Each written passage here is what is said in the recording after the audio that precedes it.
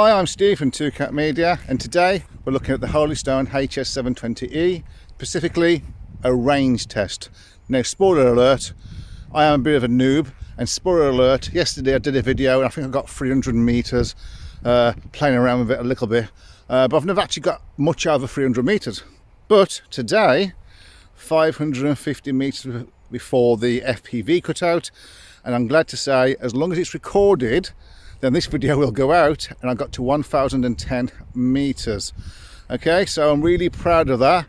It returned to home automatically, and I more or less, apart from one bar on the controller, lost all telemetry.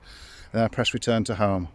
So enjoy the video. 1010 meters. I'm Steve. Enjoy.